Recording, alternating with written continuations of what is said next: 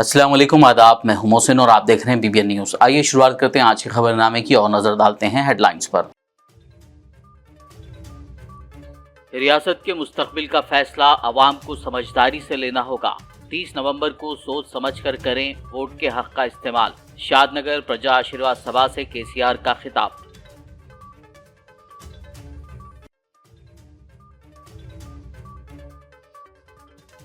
रैतू बंधु की इमदाद तकसीम करने की इजाजत देने की अपील। बीआरएस ने एक बार फिर किया इलेक्शन कमीशन से रुजू।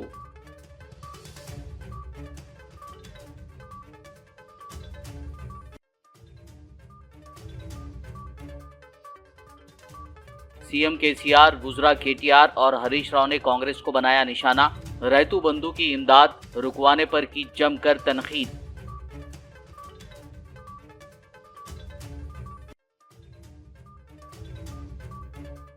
हुजूराबाद ज़िमनी इंतखाब केसीआर के लिए था सिर्फ ट्रेलर। 30 नवंबर इलेक्शन के दिन बीआरएस का होगा खात्मा।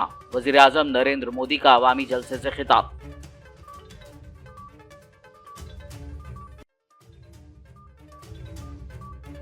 सदर मजलिस असदुद्दीन ओवैसी ने माजिद हुसैन के हक में चलाई इंतखाबी मुहिम। दीगर मजलिसी उम्मीदवारों ने अपने अपने हलकों में अवाम से की वोट की अपील।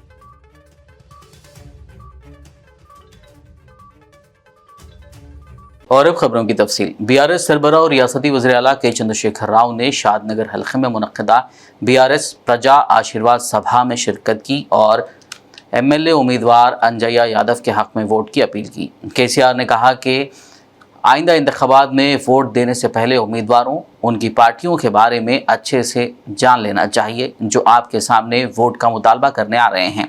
केसीआर ने कहा कि रियासत के मुस्तकबिल का फैसला आवाम को समझदारी से लेना होगा। उन्होंने 30 नवंबर के दिन सोच समझ कर वोट डालने की आवाम से अपील की। बीआरएस सदर व तेलंगाना चीफ मिनिस्टर के चंद्रशेखर राव ने आज पीर को कहा कि इलेक्शन नताइज के बाद बीआरएस हुकूमत अपने पहले काबीनी इजलास में असाइंड लैंड्स के पट्टेजात की इजराई का फैसला करेगी। इसके अलावा उन्होंने रैतू बंधु की रकम की इजराई पर ईसी की रोक के लिए कांग्रेस को निशाना बनाया। केसीआर ने कहा कि कांग्रेस असेंबली इंतखाबात से कबल तेलंगाना में किसानों को रैतू बंधु की माली इमदाद की बरवक्त तकसीम में रुकावट डाल रही है। केसीआर ने इंकशाफ किया कि टीपीसीसी के नायब सदर निरंजन रेड्डी ने इलेक्शन कमीशन के पास एक और शिकायत दर्ज करवाई, जिसके बाद कमीशन ने पीर को रैतू बंधु फंड्स की तकसीम की इजाज़त देने वाले अपने अहकामात को वापस ले लिया। अपनी मायूसी का इजहार करते हुए केसीआर ने बताया कि कांग्रेस के बहुत से लीडर और कारकुन भी रैतू बंधु स्कीम के मुस्तफिदीन में से हैं। उन्होंने उनसे एक ऐसी पार्टी की हिमायत करने पर सवाल किया जो किसान के मुंह तक पहुंचने से पहले ही खाना छीनने की कोशिश कर रही है।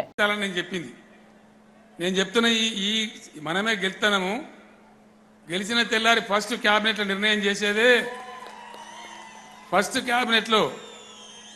చేసేదే ఖచ్చితంగా అసైన్డ్ భూములన్నీ వాళ్ళకే పట్టాలు ఇచ్చేసే నిర్ణయం చేస్తాం. మొదటి నిర్ణయం అదే ఉంటుంది. ఇక రెండవ మాట చెప్పాలి. అనేక పనులు బీఆర్ఎస్ చేసింది దేనికి? రైతులకు. అవి మీ అందరికీ తెలుసు, రైతులకు తెలుసు. ఈ కాంగ్రెస్ వాళ్ళ గోస, వాళ్ళ బాధ పాపం ఇట్లనన్నా గెలుస్తామేమో అని లంగతనం చేస్తా ఉన్నారు. మొదలు మళ్ళీ పోయిండు, దరఖాస్తు పెట్టిండ్రు, రైతు బంధు ఆపిండ్రు. వేయండి చెప్పి నేను చెప్పిన అధికారులకు బంధు పెట్టిండ్రు. ఒక్కరోజు ఏమని వాళ్ళు పర్మిషన్ ఇచ్చిండ్రు, ఎవరు? Election commission. మళ్ళా కాంగ్రెస్ వైస్ ప్రెసిడెంట్ నిరంజనుడు మళ్ళీ మొన్నటి దరఖాస్తు ఇచ్చాడు. రేపు రాబోయే పైసలు మళ్ళా కాంగ్రెస్ ఆపింది. నేను ఒక మాట చెప్తా ఉన్నా, కాంగ్రెస్లో కూడా రైతు బంధు తీసుకున్న నాయకులు ఉన్నారు, కార్యకర్తలు ఉన్నారు. మరి మీకేమైనా సిగ్గుమానం ఉందా అని అడుగుతా ఉన్నా నేను. మీరు ఎట్లా సపోర్ట్ చేస్తాను కాంగ్రెస్కు? రైతుల నోటి కాడ బుక్ ఎత్తగొట్టాలి, మేము ధరని తీసేస్తాం, మేము కరెంటు 3 గంటలే ఇస్తాం అని చెప్పేటువంటి కాంగ్రెస్లో మీరు ఎట్లా ఉంటున్నారు? మీకు కూడా రైతు బంధు ఎట్లయితే మీ కొంపలు కూడా ఆడతాయి కదా. ఇలా కాంగ్రెస్ అని తిరుగుతున్నావు, రేపు పొద్దుగాల ఏమవుతుంది? మీ కొంప కూడా కొలారం కాదా? నువ్వు రైతువేనా? కాంగ్రెస్ కార్యకర్తలు కూడా ఇలా గుండె మీద చేసి ఆలోచన చేసుకోవాలి. ఎవరో మంచికి జరుగుతుంది, మీరేదో నిశాల పోయి కాంగ్రెస్ అంటే రేపు మీ కొంప కూడా మునుగుతుంది కదా. కౌలు రైతును మీకు దూలం లెక్క రైతు కడతా అంటుండే మెడకు. కట్టుకుంటారా రైతులు? ఎలా నేను మీ అందరికి ఒకటి बीआरएस ने एक बार फिर इलेक्शन कमीशन से रैतू बंधु की तकसीम की इजाज़त देने की अपील की है। गौरतलब है कि इलेक्शन कमीशन ने पहले रैतू बंधु को तकसीम करने की इजाज़त दी थी, ताहम बीआरएस लीडर हरीश राव के तबसरों के तनाज़ुर में इलेक्शन कमीशन ने रैतू बंधु की तकसीम को दी गई इजाज़त को वापस ले लिया है। इस तनाज़ुर में बीआरएस ने एक बार फिर ईसी से रुजू किया और इजाज़त से इनकार के हालिया फैसले पर नज़रसानी की दरख्वास्त की है।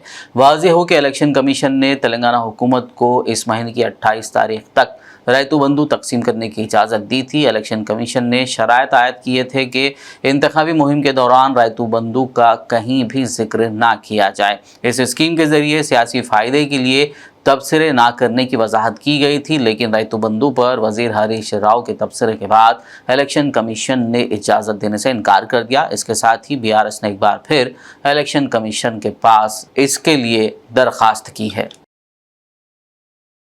बीआरएस कारगुजार सदर और रियासती वजीर के टी रामा राव ने आज पीर को पेद्दापल्ली हल्के के सुल्तानाबाद में मुनक्किदा रोड शो में शिरकत करते हुए खिताब किया। इस मौके पर उन्होंने रैतू बंधु के फंड्स की इजराई में से मुताल्लिक इलेक्शन कमीशन को शिकायत करने पर कांग्रेस पर तनकीद की। उन्होंने कहा कि कांग्रेस और बीजेपी पार्टियों ने रैतू बंधु को रोका है, उन्हें वोट के जरिए सही सबक सिखाने की ज़रूरत है। कांग्रेस बीजेपी इద్దరు కలిసి మళ్ళొక కొత్త కుట్రకు తెరదీపి ఇవాళనే ఇప్పుడే పొద్దున్నే ఆర్డర్ ఇప్పించిండ్రు, రైతు బంధు ఆపేసిండ్రు। నిన్న మొన్న రైతు బంధు వేసుకోవచ్చు, ఇదివరకు 11 సార్లు రైతు బంధు వేసిండు కేసీఆర్। 70 లక్షల రైతుల ఖాతాల్లో 73,000 కోట్లు వేసిండు, కానీ ఈసారి మాత్రం వేయొద్దు అని చెప్పి రేవంత్ రెడ్డి మాట్లాడిండు। మాట్లాడగానే అక్కడ ఢిల్లీలో ఉండే బీజేపీ వాళ్ళు అక్కడ మళ్ళా ఒత్తిడి తెచ్చి రైతు బంధు వేయకుండా అడ్డం పడ్డారు। ఇక్కడికి వచ్చిన సుల్తానాబాద్ లో ఈరోజు ఇక్కడికి వచ్చిన మా రైతన్నలను రైతు బిడ్డలను నేను ఒక్కటే ఆలోచించమని అడుగుతున్నా, ఇంకా వాళ్ళకి అధికారం రాకుండానే రైతు బంధును కాటగలిపినరు, రైతు బంధు కాటగలిపి రైతుల నోట్లో మట్టి కొట్టినరు। పొరపాటున దిక్కుమాలిన పార్టీలకు ఓట్లేస్తే రేపు మొత్తానికే రైతు బంధును ఎత్తగొట్టరా, ఒక్కసారి ఆలోచించమని చెప్పి నేను కోరుతా ఉన్నా। ఇవాళ మీరు చూస్తున్నారు ఏం మాట్లాడుతున్నారో, డైరెక్ట్ గా చెప్తున్నాడు రేవంత్ రెడ్డి। ఏమంటున్నాడు, తెలంగాణలో ఉన్నదంతా బీదా బిక్కి రైతులు, వీళ్ళకు 3 ఎకరాలే ఉన్నది చాలా మందికి, వీళ్ళకు 24 గంటల కరెంట్ ఇచ్చేందుకు బేకారు। तेलंगाना के वजीर खजाना हरीश राव ने आज संगारेड्डी के जहीराबाद हल्के में मुनक्किदा प्रजा आशीर्वाद सभा में शिरकत करते हुए बीआरएस के उम्मीदवार मानिक राव के हक में वोट की अपील की। इस मौके पर उन्होंने कांग्रेस को अपनी तनकीद का निशाना बनाया। हरीश राव ने कहा कि यासंगी फसल के लिए दी जाने वाली रैतू बंधु की रकम को रोकने के लिए कांग्रेस ने इलेक्शन कमीशन के पास शिकायत की है। उन्होंने आवाम से कहा कि किसानों के मुंह का निवाला छीनने वाली कांग्रेस पार्टी को मुनासिब सबक सिखाया जाए। हरीश राव ने कहा कि 3 दिसंबर के बाद फिर से केसीआर की हुकूमत आएगी और केसीआर किसानों के खातों में रैतू बंधु की रकम डालेंगे। ఎంత కుళ్ళు అంటే ఈ కాంగ్రెస్ వాళ్ళకు ఇలా రైతు బంధు డబ్బులు కావాలని మన కేసీఆర్ మనకి ఇచ్చిండు। ఇంతకు ముందు కాంగ్రెస్ వాళ్ళు ఉండగా ₹1 ఇయ్యలే, కేసీఆర్ పోయిన తాప ఎకరానికి 8,000 ఇచ్చిండు, ఈ తాప 10,000 ఇచ్చిండా? మరి కాంగ్రెస్ వాళ్ళు ఏం చేస్తున్నారు, యాసంగి పంటకి ఇప్పుడు రైతు బంధు వద్దని ఎన్నికల కమిషన్ లో దరఖాస్తు పెట్టిండ్రు। అదే విధంగా మొన్న ఒక ఆయన ఉత్తమ్ కుమార్ రెడ్డి రైతు బంధు అనేది దుబారా అన్నాడు। రేవంత్ రెడ్డి కాంగ్రెస్ అధ్యక్షుడు అంటాడు కేసీఆర్ బిచ్చమేసినట్టు రైతు బంధు ఇస్తుండు అంటుండు। ఏం మా రైతులు బిచ్చగాళ్ళే కనబడుతున్నా మీకు? పెట్టుబడి సాయం చేస్తున్నాడు, రైతులు అప్పులు తెచ్చుకోవద్దు, ఎరువు బస్తాలకో దుక్కి దున్నడానికో ఎకరానికి 10,000 కేసీఆర్ ఇస్తే ఇది బిచ్చమేసినట్టు అని కాంగ్రెస్ వాడు నిన్నగాక మొన్న ఎలక్షన్ కమిషన్ ఈ కాంగ్రెస్ వాళ్ళు ఎన్ని కుట్రలు చేసినా రైతు బంధుకు అనుమతి ఇచ్చింది। నేను ఎక్కడనో మీటింగ్ మాట్లాడి న్యాయం గెలిచింది, ధర్మం గెలిచింది, ఎన్నికల కమిషన్ రైతు బంధు క్లియరెన్స్ ఇచ్చింది, యాసంగి పంట పైసలు పడతాయి అన్న। ఇలా నేను కొత్త విషయం ఏం చెప్పినా, రైతు బంధుకు ఎలక్షన్ కమిషన్ అనుమతి ఇచ్చింది, ధర్మం గెలిచింది అంటే ఈ కాంగ్రెస్ పార్టీకి చెందిన ఈ ఎన్నికల క్యాంపెయిన్ కు చైర్మన్ గా ఉన్న Congress party vice president Niranjan గారు దాని మీద దరఖాస్తు పెట్టిండు ఎలక్షన్। హరీష్ రావు రైతు బంధుకు పర్మిషన్ ఇచ్చింది ఎలక్షన్ కమిషన్ అని అంటున్నాడు, దీన్ని ఆపాలని చెప్పి ఎలక్షన్ కమిషన్ కు దరఖాస్తు పెడితే ఇవాళ మళ్ళీ వాళ్ళు ఆపమని చెప్తున్నారు। అంటే ఏందన్నట్టు నోటికాడ బుక్కని ఎత్తగొడుతుందా ఈ కాంగ్రెస్ పార్టీ మీరు ఇయ్యరు ఇస్తున్న కేసీఆర్ కు అడ్డం పడతారా బిడ్డ ఎన్ని రోజులు ఆపుతారా నాయన మీరు ఆపితే 3 తారీఖు దాకా ఆపుతారు 3 తారీఖు తర్వాత మళ్ళా ఉండేది మా కేసీఆర్ 3 తారీఖు తర్వాత మళ్ళా రైతు బంధు పైసలు టింగు టింగు టింగున మా అకౌంట్లలో పడతాయి బిడ్డ మీకు మాత్రం రైతులు గుణపాఠం చెప్తారు మాది రైతులతో ఓటు బంధం కాదు మాది పేగు బంధం తెలంగాణ రైతులతో మేము ఓట్ల కోసం చెప్పలే ఎలక్షన్ మేనిఫెస్టోలో చెప్పలే 2017లో రైతు బంధు ఇచ్చినాడు ఏం ఓట్లు నేను ఇచ్చిండు ఓట్ల కోసం ఇయ్యలే ప్రేమతో ఇచ్చిండు తెలంగాణ రైతులతో కేసీఆర్ ది పేగు బంధం। वज़ीर-ए-आज़म नरेंद्र मोदी ने आज पीर को करीमनगर में मुनक़्क़दा बीजेपी के अवामी जलसे से खिताब किया। इस मौके पर पीएम मोदी ने कहा कि हमने हुजूराबाद ज़िमनी इंतखाब में केसीआर को ट्रेलर दिखाया था और 30 नवंबर को होने वाले इलेक्शन में बीआरएस का खेल खत्म हो जाएगा। पीएम मोदी ने इस यकीन का इजहार किया कि तेलंगाना में बीजेपी की हुकूमत बन रही है। प्यारे भाइयों बहनों, करीमनगर ने हुजूराबाद उपचुनाव में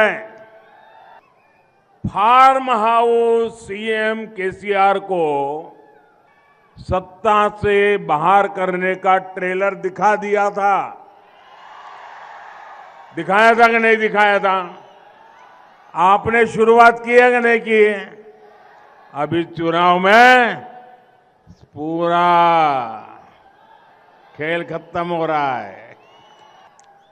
आज पूरा तेलंगाना एक ही बात कर रहा है, गांव हो शहर हो, मैं जहां जहां गया हूं तेलंगाना एक ही बात बोल रहा है। हर कोई कह रहा है तेलंगाना में पहली बार आ रही है बीजेपी सरकार। मरकजी वज़ीर दाखिला अमित शाह ने आज पीर के रोज़ हुजूराबाद में मुनक़्क़दा इंतखाबी जलसे में शिरकत करते हुए टेलर राजेंद्र के हक़ में वोट की अपील की। इस मौके पर कांग्रेस और बीआरएस को निशाना बनाते हुए अमित शाह ने कहा कि अगर आप कांग्रेस और बीआरएस को वोट देते हैं तो ये ख़ानदानी हुक्मरानी को वोट देने के मुतरादिफ होगा। अगर आप बीजेपी को वोट देते हैं तो आप बीसी को चीफ मिनिस्टर बनाएंगे। इसीलिए 30 नवंबर को कमल के निशान को वोट दें और बीजेपी को कामयाब बनाएं। मित्रों, मैं आज कहना चाहता हूं, कांग्रेस पार्टी को वोट मतलब परिवार का सीएम, केसीआर को वोट परिवार का सीएम, बीजेपी को वोट मतलब बैकवर्ड क्लास का सीएम। मोदी जी ने तय किया है कि अगला मुख्यमंत्री तेलंगाना का बैकवर्ड क्लास से होगा। ये भारतीय जनता पार्टी ने निर्णय किया है। मित्रों, इसलिए बीआरएस को वीआरएस देने का टाइम आ गया है। इनकी गाड़ी को गैरेज में भेजने का टाइम आ गया है। भाई और बहनों, मुझे बताओ, 30 तारीख को केसीआर की सरकार बदलनी है ना? जोर से बोलो, बदलनी है ना? केसीआर की सरकार बदलने के लिए कमल के निशान पर बटन दबाना है। सदर मजलिस इत्तेहादुल मुस्लिमीन व हैदराबाद रुकन पार्लियामेंट बैरिस्टर असदुद्दीन ओवैसी ने आज पीर के रोज़ हल्के असम्बली नामपल्ली से मजलिसी उम्मीदवार मोहम्मद माजिद हुसैन की इंतखाबी मुहिम में हिस्सा लिया। उन्होंने विजयनगर डिवीजन के मुख्तलिफ इलाकों में पैदल दौरा करते हुए आवाम से मुलाकात की और पतंग के निशान को वोट देकर 30 नवंबर के दिन माजिद हुसैन को कामयाब बनाने की अपील की। इस मौके पर मजलिसी कॉरपोरेटर्स, कायदीन व कारकुनान के अलावा आवाम की कसीर तादाद मौजूद थी।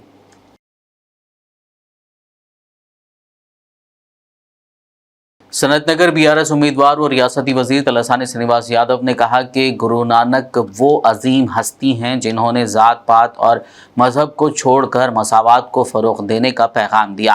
आज पीर को गुरु नानक जयंती के मौके पर वजीर तलसानी ने अमीरपेट में वाक़ गुरुद्वारे का दौरा किया। इस मौके पर उन्होंने कहा कि गुरु नानक जी ने सिख मज़हब की बुनियाद रखी और ऐसी तालीमात दी जो इंसानी ज़िंदगी में बड़ी तब्दीलियाँ ला सकती हैं। गुरु नानक जयंती 554 సంవత్సరాల నుంచి మరి వారి పుట్టినరోజు సందర్భంగా దేశమే కాదు ప్రపంచవ్యాప్తంగా కూడా గురునానక్ జయంతి మరి చేయడం ఈరోజు సర్దార్ జిల్లా కాకుండా యావత్ భారతదేశంలో ఉన్నటువంటి అందరూ కూడా అన్ని వర్గాల ప్రజలు కూడా మరి గురునానక్ దర్శనం చేసుకోవడం అనేది ఆనవాయితీగా జరుగుతున్నటువంటిది.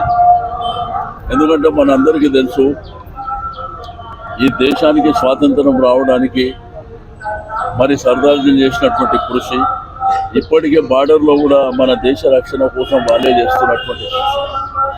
అయితే ఇది పవిత్రమైనటువంటి రోజు. గురునానక్ జయంతి అంటే చాలా పవిత్రంగా మరి ఉదయం నుంచే ఈ కార్యక్రమాలు చేసుకోవడం అనేది కూడా ఆనవాయితీగా వస్తున్నటువంటిది. మన దగ్గర ఉన్నటువంటి ఈ గురుద్వార్లో ఇక్కడ ఉన్నటువంటి పెద్దలు, అధ్యక్షుల వారితో పాటు అందరూ కూడా ఏదైనా పవిత్ర మాసం కిందనే ఈ కార్యక్రమమే కాకుండా మీకు బైశాఖి ఉత్సవాలు కానివ్వండి, అన్నీ కూడా ఎంతో బ్రహ్మాండంగా చేపట్టినటువంటి కార్యక్రమాలు. కాబట్టి ఆ భగవంతుడు తప్పకుండా అందరికీ ఆశీర్వాదాలు ఇవ్వాలి, అందరూ సంతోషంగా ఉండాలి, అన్ని వర్గాల ప్రజలు కూడా హ్యాపీగా ఉండాలి అనేటువంటిది.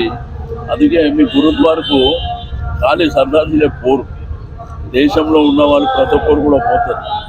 ఎందుకంటే ఆ మహాత్ముడు మనకు 554 సంవత్సరాలు అంటే మామూలు విషయం కాదు. ఇప్పటికీ గురునానక్ జయంతి మరి అంగరంగ వైభవంగా జరుపుకుంటారంటే చాలా సంతోషించదగ్గ విషయం. మరి తప్పకుండా వారి బ్లెస్సింగ్స్ తీసుకోవడం ఈరోజు మరి పవిత్రంగా మాకంతా సంతోషం చేకూరాలని చెప్పి నేను ఆ భగవంతుని ప్రార్థిస్తాను. सनतनगर बीआरएस उम्मीदवार और रियासती वजीर तलासानी श्रीनिवास यादव ने आज पीर को बंसीलाल पेट और सनतनगर में बड़े पैमाने पर इंतखाबी मुहिम चलाई। इस मौके पर बात करते हुए उन्होंने वाज़ेह किया कि बीआरएस हुकूमत को बेघर गरीबों को डबल बेडरूम मकानात बनाने का सहरा जाता है। उन्होंने सवाल किया कि 50 साल इख्तियार में रहने और कुछ ना करने के बाद कांग्रेस अब क्या करेगी। उन्होंने कहा कि आवाम के लिए जो कुछ करने की ज़रूरत है वो केसीआर की क़यादत में बीआरएस से ही मुमकिन है। ये यकीनी है कि बीआरएस तीसरी बार इख्तियार में आएगी। उन्होंने आवाम से अपील की कि वो 30 नवंबर को कार के निशान को वोट देकर बीआरएस को मज़ीद मजबूत करें। ప్రచారం చాలా బ్రహ్మాండంగా జరుగుతుంది. మీకు అందరికీ తెలుసు, రేపు ఒకరోజు అయితే ప్రచారం ఆఖరి. రేపు ఉదయం పద్మారావు నగర్ నుంచి భారీ ర్యాలీ బయలుదేరుతుంది, మోటార్ సైకిల్ ర్యాలీ. నీకు పద్మారావు నగర్, మోండా మార్కెట్, బన్సీలాల్ పేట్, అదేవిధంగా రామ్ గోపాల్ పేట్, బేగంపేట్, అమీర్పేట్, సనత్ నగర్ చాలా భారీ ర్యాలీ, మోటార్ సైకిల్ ర్యాలీ వెళ్తుంది. మా యువకులందరూ బయలుదేరుతున్నారు. ప్రచారంలో చూస్తే సంపూర్ణమైనటువంటి మద్దతు ఉంది ప్రజల నుంచి. అన్ని వర్గాల ప్రజలు కూడా సంతోషంగా మీ కళ్ళ ముంగటనే జరుగుతున్నాయి అన్నీ. ఒకటి ఏంటంటే నేను అందుబాటులో ఉండడం, ఎవరు ఏదొచ్చినా సాయం చేయడం, ప్రభుత్వం ద్వారా వచ్చేటువంటి అన్ని పథకాలు కూడా మన కాన్స్టిట్యున్సీకి చేరవేయడం. ఈరోజు భారతదేశానికి ఆదర్శ రాష్ట్రంగా ఉన్నటువంటి మనకు ఇక గద్దలన్నీ వచ్చి మనకేదో నీతులు చెప్పే ప్రయత్నం చేస్తున్నారు. బట్ ప్రజలన్నీ విశ్వసించరు. కేసీఆర్ గారు హ్యాట్రిక్ కొట్టబోతున్నారు, తిరిగి 3వ ముఖ్యమంత్రి కాబోతుండు. వారు చేసిన కార్యక్రమాలే శ్రీరామ రక్ష. తెలంగాణ ప్రజలకు నమ్మకం ఉంది కేసీఆర్ గారి పట్ల, కానీ ఈ దొంగల మీదనో గద్దల మీదనో లేదు. తప్పకుండా వాళ్ళు ఎన్ని హామీలు ఇచ్చినా కానీ ప్రజలు నమ్మరు, గతంలో నమ్మి మోసపోయినారు అనేది వాళ్ళకి తెలుసు. हल्का असम्बली याकुतपुरा के मजलिसी उम्मीदवार जाफर हुसैन मेराज ने याकुतपुरा हल्का इंचार्ज यासर अरफात के हमरा बल्दी डिवीज़न डबीरपुरा के इलाके शेख फैज़ कमान और आसपास के दीगर इलाकों में घर घर जाकर आवाम से मुलाकात की और पतंग के निशान को वोट देकर उन्हें भारी अक्सरियत से कामयाब बनाने की अपील की। इस मौके पर आवाम ने मज़कूरा कायदीन का वालिहाना इस्तकबाल किया। शहर में मुख्तलिफ असम्बली हलकों में उम्मीदवारों की जानिब से इंतखाबी मुहिम में शिद्दत पैदा की गई है। पीर के रोज़ हल्का असम्बली मलकपेट के मजलिसी उम्मीदवार अहमद बलाला ने आजमपुरा बल्दी डिवीज़न के मुख्तलिफ इलाकों में पैदल दौरा करते हुए मुकामी अवाम से मुलाकात की और पतंग के निशान को वोट देकर उन्हें भारी अक्सरियत से कामयाब बनाने की अपील की।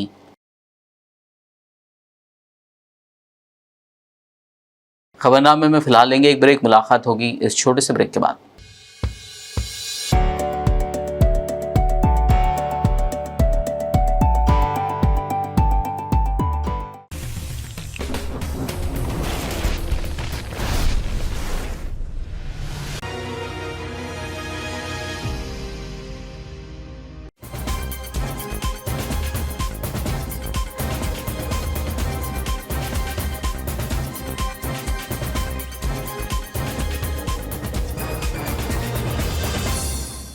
ब्रेक के बाद खबरनामे में आपका दोबारा खैर मकदम है। आइए बढ़ते मजीद खबरों की जानिब। हल्के असम्बली कारवान से मजलिसी उम्मीदवार कौसर मोहिउद्दीन ने इंतखाबी मुहिम के तहत आज पीर के रोज़ कारवान के मुख्तलिफ इलाकों में घर घर जाकर आवाम से मुलाकात करते हुए 30 नवंबर के दिन पतंग के निशान को वोट देकर उन्हें कामयाब बनाने की अपील की। उन्होंने गोल्डन अरुणा कॉलोनी, झांसी नगर कॉलोनी, नदीम कॉलोनी और आसपास के इलाकों का दौरा किया। इस मौके पर मुकामी कॉरपोरेटर्स, मजलिस कायदीन कारकुनान और आवाम की कसीर तादाद मौजूद थी।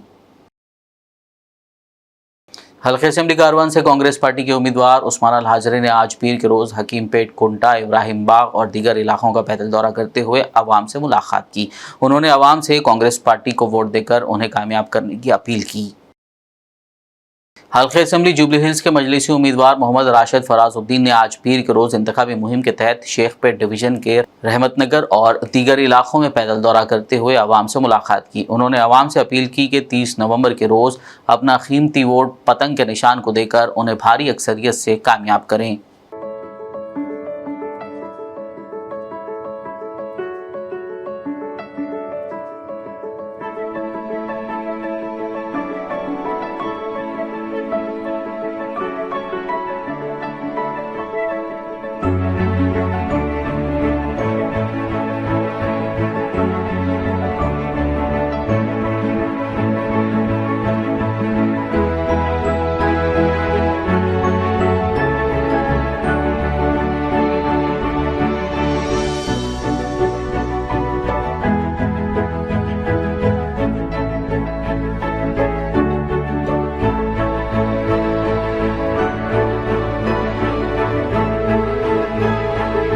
कोडंगल कांग्रेस लीडर सैयद हमीद की क़ियादत में कांग्रेस कायदीन कारकुनान ने कांग्रेस के मुनक्किदा अवामी जलसे में शिरकत के लिए रवाना हुए। बता दें कि कोडंगल में आज मुनक्किदा कांग्रेस के विजय भेरी सभा में कांग्रेस की कौमी लीडर प्रियंका गांधी ने टीपीसीसी सदर रेवंत रेड्डी के हमरा शिरकत करते हुए खिताब किया।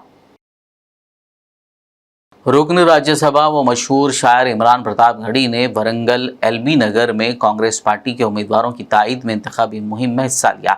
इस मौके पर उन्होंने वरंगल ईस्ट और वेस्ट के उम्मीदवार कुंडा सुरेखा और राजेंद्र रेड्डी को भारी अक्सरियत से कामयाब बनाने की आवाम से अपील की। उन्होंने बीआरएस और बीजेपी पर फिरका परस्त होने का इल्ज़ाम लगाया। उन्होंने कहा कि तेलंगाना में इस वक्त कांग्रेस की सुनामी चल रही है जिसको कोई ताकत नहीं रोक सकती और तेलंगाना के मुस्तकबिल का फैसला करना है।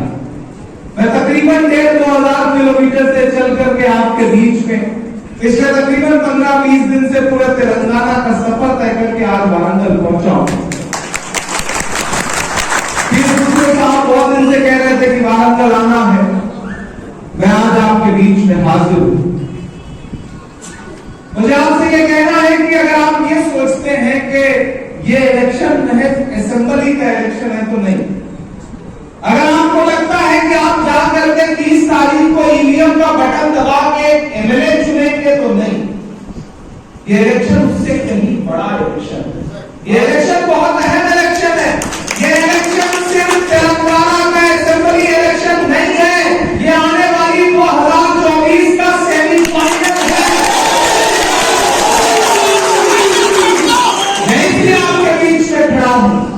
मैं आपसे ये कहने आया हूं कि अपनी सोच का दायरा बड़ा करिए, अपना मकसद बड़ा करिए।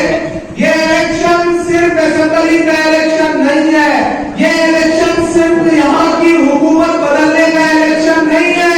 ये 2024 में दिल्ली की गद्दी से नरेंद्र मोदी को हटाने। तेलंगाना प्रदेश कांग्रेस कमेटी के माइनॉरिटी डिक्लेरेशन कमेटी के कन्वेनर जफर जावेद से बीबीएन के नुमाइंदे सैयद खिजर ने बात की। आइए देखते हैं उन्होंने क्या कहा। जी अस्सलाम वालेकुम जफर जावेद साहब। वालेकुम अस्सलाम। बीबीएन उर्दू टीवी चैनल में आपका इस्तकबाल किया जाता है। बेहद शुक्रिया। जफर जावेद साहब, माइनॉरिटी डिक्लेरेशन जो प्रदेश कांग्रेस कमेटी की जानिब से जारी किया गया है, इस बारे में हुकूमत में आने के बाद क्या आपके डिक्लेरेशन पर जो ना अमल किया जाएगा? मैं समझता हूँ वायदे का दूसरा नाम कांग्रेस है। ये लफाजी नहीं है, बल्कि मैं आपको दलाइल के साथ जो है कह सकता हूँ।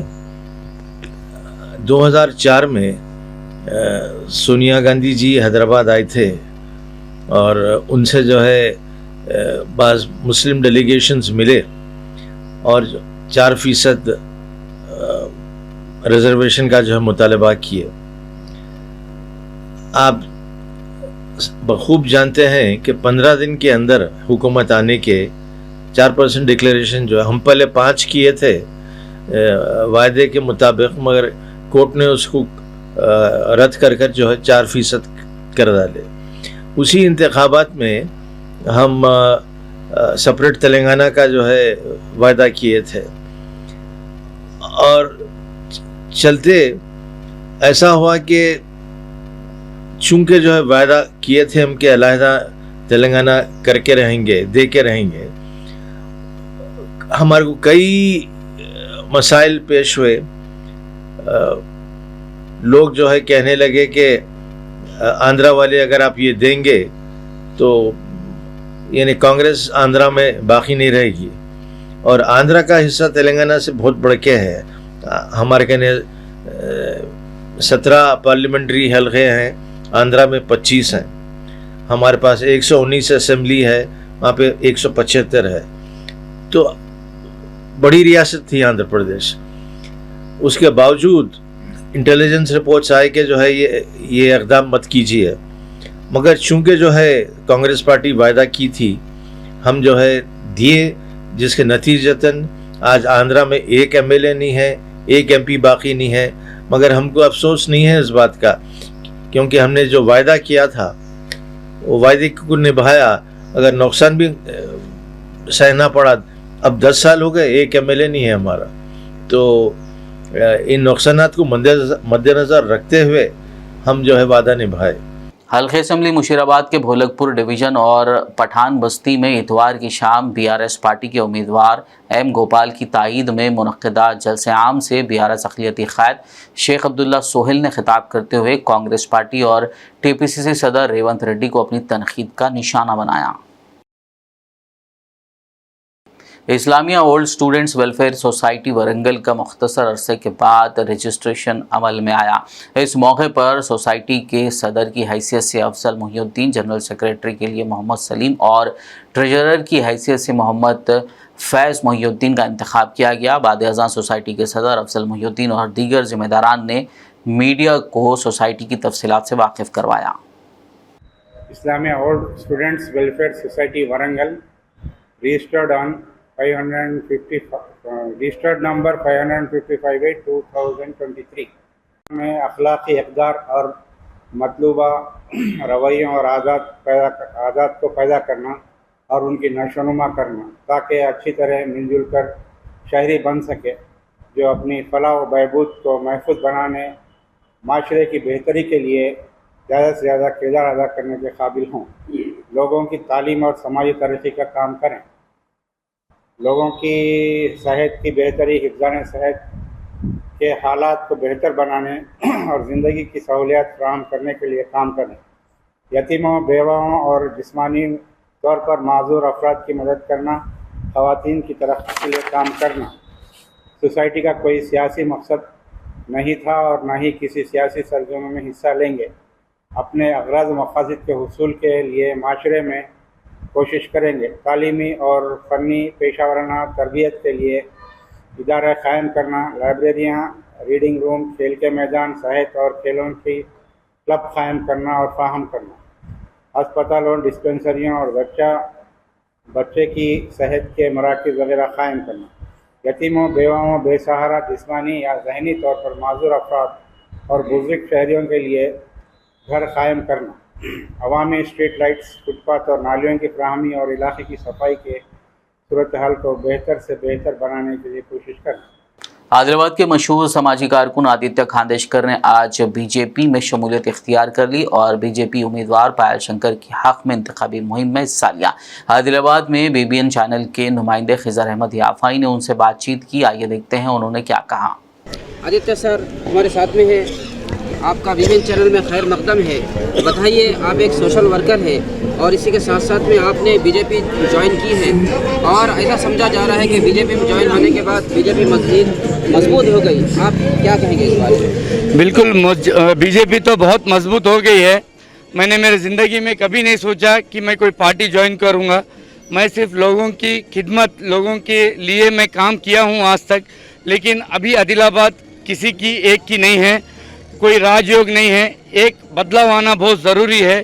लोगों को ऐसा आदमी चाहिए जो काम करेगा, और मुझे लगा कि पायल शंकर वो व्यक्ति है जो 15 साल से बिना सत्ता में रह के लोगों की उन्होंने खिदमत किए है और कई लोगों को एम्बुलेंस की सर्विस दे रहे हैं।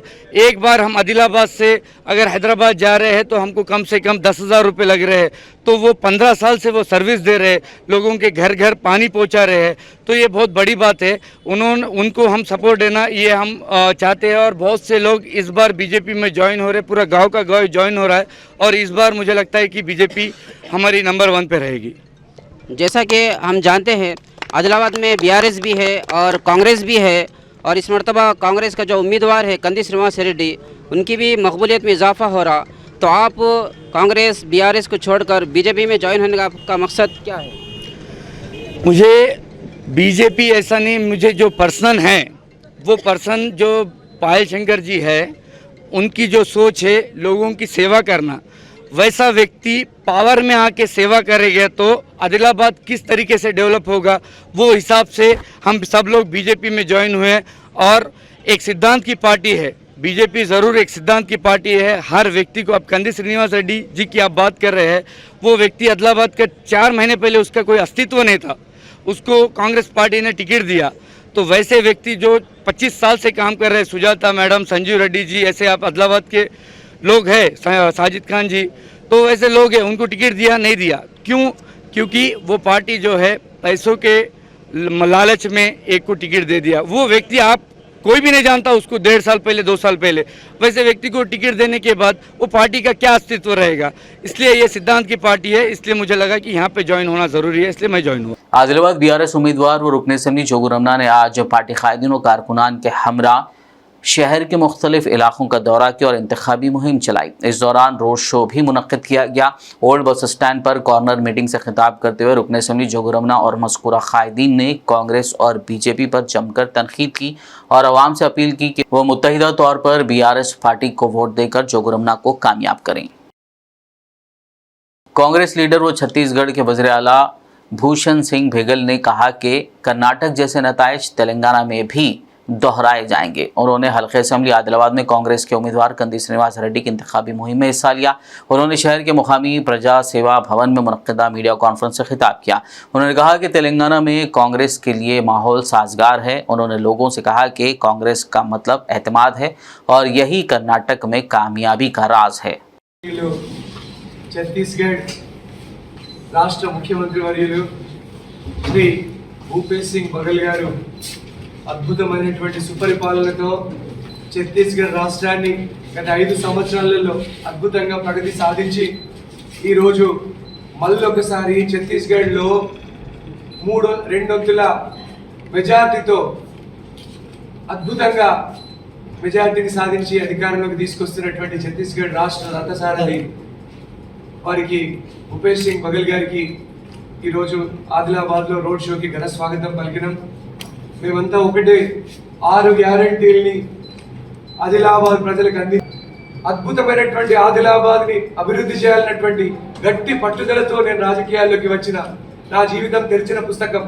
ఆదిలాబాద్కి ఒక అతిపెద్ద పరిశ్రమను తీసుకొచ్చి 10,000 మందికి ఉద్యోగాలు ఇప్పించేటువంటి బాధ్యత నేను తీసుకుంటా. ఆదిలాబాద్ని ఒక పారిశ్రామిక కేంద్రంగా, ఇండస్ట్రియల్ హబ్గా, ఐటీ అండ్ సాఫ్ట్వేర్ డెవలప్మెంట్ హబ్గా మార్చే బాధ్యత నేను తీసుకుంటా. కాంగ్రెస్ పార్టీ తీసుకుంటుంది. మహామహుమైనటువంటి ముఖ్యమంత్రులు, కాంగ్రెస్ పార్టీ పెద్దలు, వారందరి అండతో ఒక గొప్ప మార్పుని ఆదిలాబాద్కి తీసుకోవడానికి ఒక అవకాశం ఇవ్వండి. చేతి గుర్తుకు ఓటేసి కాంగ్రెస్ పార్టీని గెలిపించమని మనస్ఫూర్తిగా వేడుకుంటున్నా.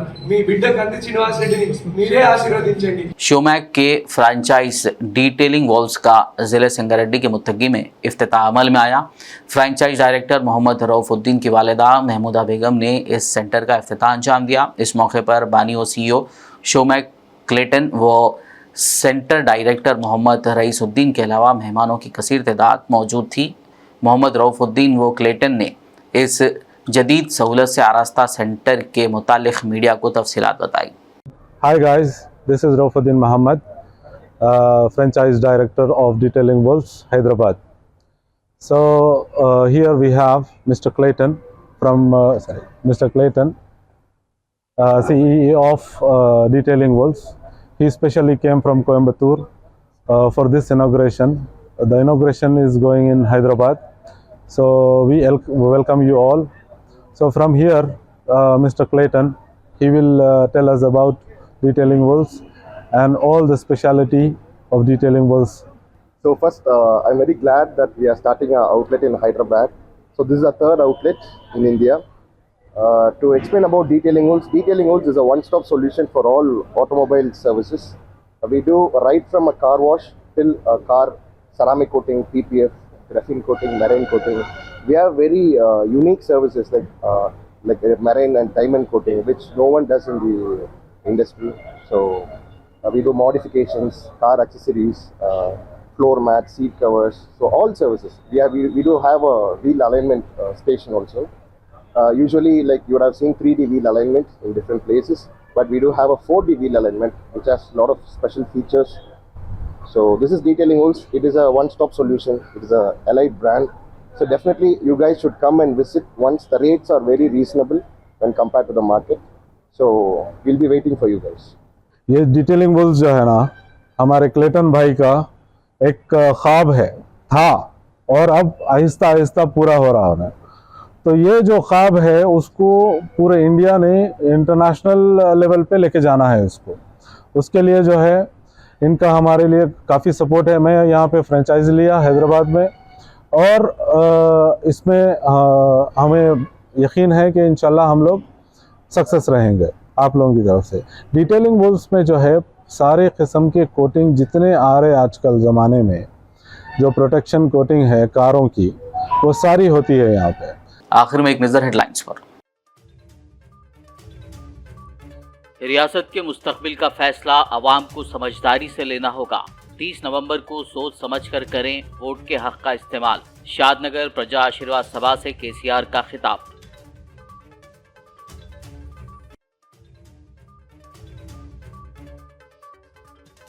रैतू बंधु की इमदाद तकसीम करने की इजाजत देने की अपील।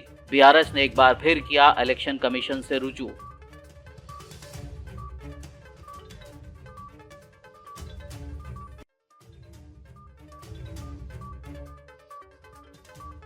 सीएम केसीआर, गुजरा केटीआर और हरीश राव ने कांग्रेस को बनाया निशाना। रैतू बंधु की इमदाद रुकवाने पर की जमकर तनकीद।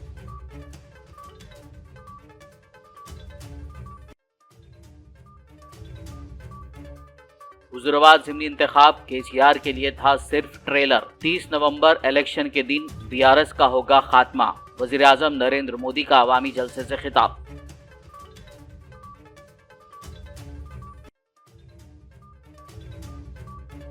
सदर मजलिस असदुद्दीन ओवैसी ने माजिद हुसैन के हक में चलाई इंतखाबी मुहिम। दीगर मजलिसी उम्मीदवारों ने अपने अपने हलकों में अवाम से की वोट की अपील।